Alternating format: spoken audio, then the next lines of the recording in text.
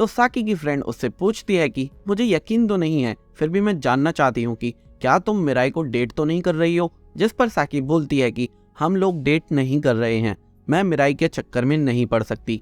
फिर उसकी फ्रेंड बोलती है तो तुम्हें उससे जाकर ये बोल देना चाहिए। लेकिन साकी बोलती है मैं ऐसा नहीं बोल सकती।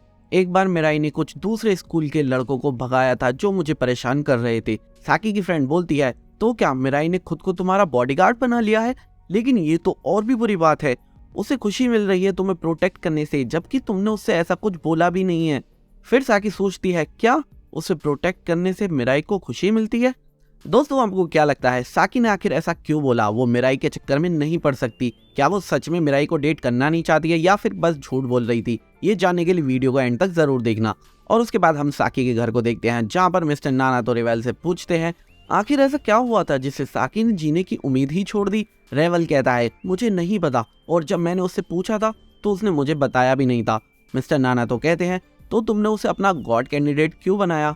वो बताता है क्योंकि वो अपने आप को मारने की कोशिश कर रही थी। और फिर उसके बाद हम मेट्रोपॉलिमन यानी कि उरयू कनाडे को उसकी क्लास में देखते हैं और उसके सर में पट्टी बंधी होती है। उसके क्लासमेट्स उससे पूछते हैं ये तुम्हारे सर में क्या हुआ? वो बताता है कुछ ज्यादा नहीं, मैं बस कुछ सीढ़ियों से फिसल गया था। और वहां पर दूर उसका फ्रेंड खड़ा होता है और वो सोचता है कि क्या यही तो मेट्रोपॉलिमन नहीं है, क्योंकि उसकी फैमिली ओन्ड कंपनी वेपन्स में डील करती है, तो उसके लिए टावर ब्लास्ट करना तो बड़ी बात नहीं है और वो उड़ने वाला सूट अरेंज करना भी कोई बड़ी बात नहीं है। और उसका फ्रेंड सोचता है कि अभी के लिए मुझे बिल्कुल नॉर्मल बिहेव करना पड़ेगा, जैसे मुझे कुछ पता ही नहीं है। उसके बाद हम साकी के घर पर सबको देखते हैं। मिस्टर नाना तो मिराई से पूछते हैं क्या तुम मेट्रोपॉलिमन का फेस थोड़ा सा डिस्क्राइब कर सकते हो? मिराई कहता है वो मुझसे 3-4 साल बड़ा लग रहा था, उसका फेस हैंडसम था और उसने मुझे देखकर स्माइल भी करी थी, मुझे बस इतना ही याद है। मिस्टर नाना तो बोलते हैं क्या तुम उसका फेस ड्रॉ कर सकते हो? और तभी साकी कहती है मुझे माफ करना, पर मुझे लगता है आज के लिए इतना काफी है। मिस्टर नाना तो साकी की बात मान लेते हैं और वो बोलते हैं तुम्हारे डिस्क्रिप्शन के हिसाब से ये पॉसिबल हो सकता है कि वो एक हाई स्कूल का स्टूडेंट हो। अगर हम हाई स्कूल्स को एक एक करके चेक करेंगे तो हम शायद उस तक पहुंच सकते हैं। और फिर उसके बाद रात हो जाती है और साकी अपने कमरे से बाहर आती है और मिराई को उठाकर उससे बोलती है मुझे कुछ बात करनी है, आज रात ही मैं चाहती हूँ तुम आज मेरे बेड पर मेरे साथ सो। ये सुनने के बाद रेवेल को तो यकीन ही नहीं होता। वो बोलता है ये तुम क्या बोल रही हो साकी, तुम्हें कुछ बात करने के लिए सेम बेड पर सोने की कोई जरूरत नहीं है। साकी कहती है मुझे नहीं लगता जो बात मुझे मिराई को बतानी है वो मैं ऐसे ही बता सकती हूँ। रेवेल और नासे क्या तुम सुबह तक के लिए यहाँ से कहीं और जा सकते हो? और नासे रेवेल को वहाँ से ले जाती है। फिर उसके बाद हम मिस्टर नाना को उनके घर पर आता हुआ देखते हैं और उनकी बीवी उनसे पूछती है तुम रोज कहाँ जाते हो और सारा दिन क्या करते हो? हमने एक दूसरे से प्रॉमिस करा था कि हम सीक्रेट्स नहीं रखेंगे।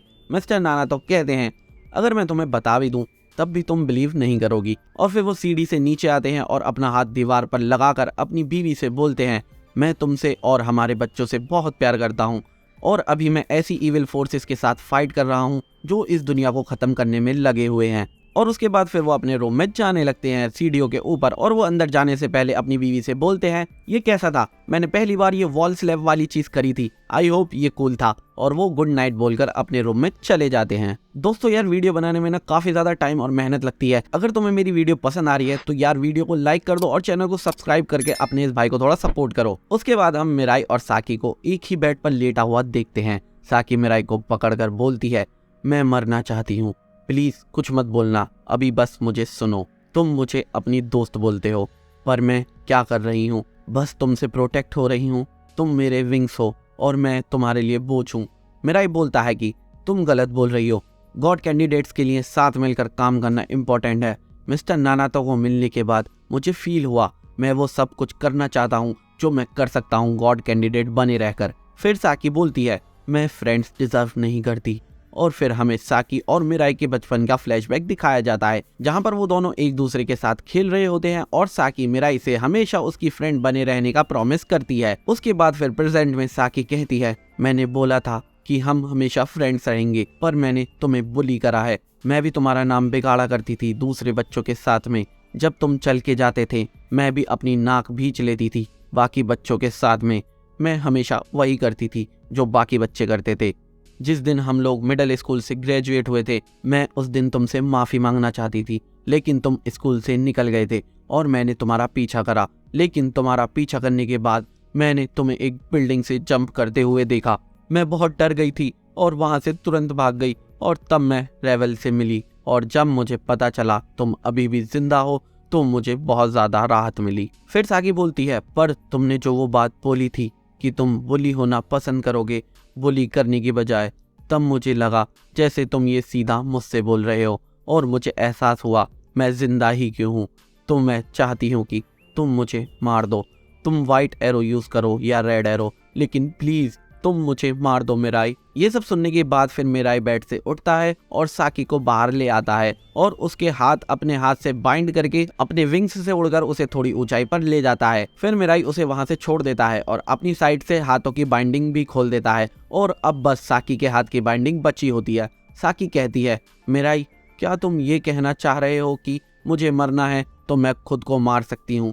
लेकिन मिराई साकी को कुछ भी नहीं बोलता। उसके बाद थोड़ा सोचने के बाद साकी अपनी बाइंडिंग रिलीज कर देती है और उसका हाथ छूट जाता है, लेकिन तभी वो अपने दोनों हाथों से मिराई का हाथ पकड़ लेती है और कहती है, मैं झूठ बोल रही थी, मैं मरना नहीं चाहती, मैं जीना चाहती हूँ। उसके बाद मिराई उसे एक बिल्डिंग पर ले जाता है और साकी बार बार मिराई से माफी मांगती रहती है, लेकिन मिराई बोलता है, माफ करने के लिए कुछ है ही नहीं, मैं तुम पर गुस्सा नहीं हूँ और मैं हमेशा तुम्हारे साथ हूँ। जिसके बाद वो दोनों वापस साकी के घर चले जाते हैं और दोनों अपने अपने बेड पर सो जाते हैं। अब नेक्स्ट डे हो जाता है और मिस्टर नाना तो बोलते हैं, अभी तक हमें मेट्रोपॉलिमैन के बारे में जो भी पता चला है उसके अकॉर्डिंग वो 15 से 20 साल का है और उसकी हाइट 175 सेंटीमीटर है और वो एक हैंडसम लड़का है और उसका मास्क जो हमने तोड़ा था उससे मिला हुआ ब्लड ग्रुप बी नेगेटिव है। पुलिस के पास अभी तक उसका डीएनए की फाइल नहीं है। साकी कहती है, हमें हॉस्पिटल्स भी चेक करने चाहिए और मिस्टर नाना तो बोलते हैं, मेरे पास अभी भी एक बंदा बचा है जिसे मैंने रेड एरो से शूट करा था,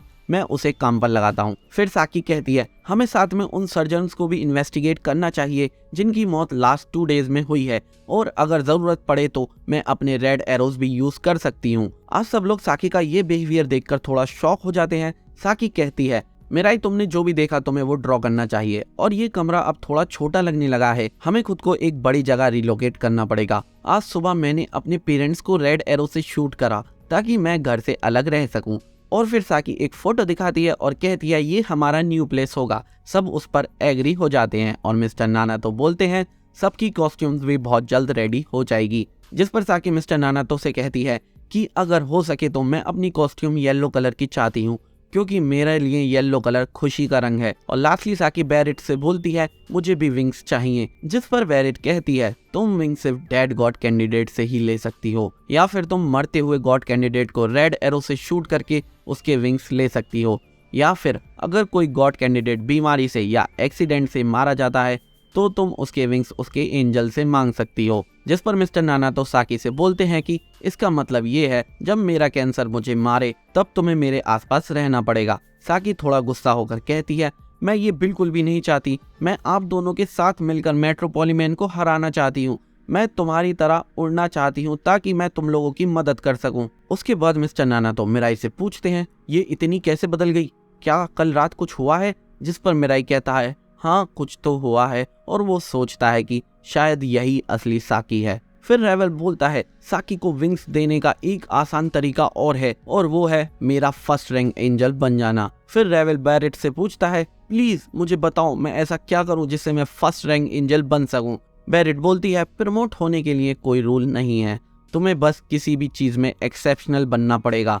जिस पर रेवल बोलता है, अगर मैं तुमसे ज्यादा नॉलेज एक्वायर कर लूं तो क्या मैं प्रमोट हो सकता हूँ? बैरेट बोलती है, ये काम कर सकता है, जिसे सुनकर रेवल बहुत ज्यादा हैप्पी हो जाता है। फिर उसके बाद मिस्टर नाना तो अपने घर आ जाते हैं और उनकी बेटी पानी भरकर बोलती है, आप अपनी दवाइयाँ ले रहे हैं ना? जिस पर वो हाँ बोलते हैं। फिर वो कहती है, आप मुझे बहुत प्यार करते हो डैडी, आप मेरे पियानो क्लासेस के लिए मेरे लिए क्लोथ्स बना रहे हो, वो भी 3-3 आउटफिट्स। और वो कहती है, पापा लेकिन मैं वेडिंग ड्रेस के लिए अभी काफी छोटी हूँ, तो आप अभी से ही वेडिंग ड्रेस क्यों बना रहे हो? जिसे सुनकर मिस्टर नाना तो के मुंह से पानी निकल जाता है और वो बोलते हैं, तुमने वो ड्रेस देखी?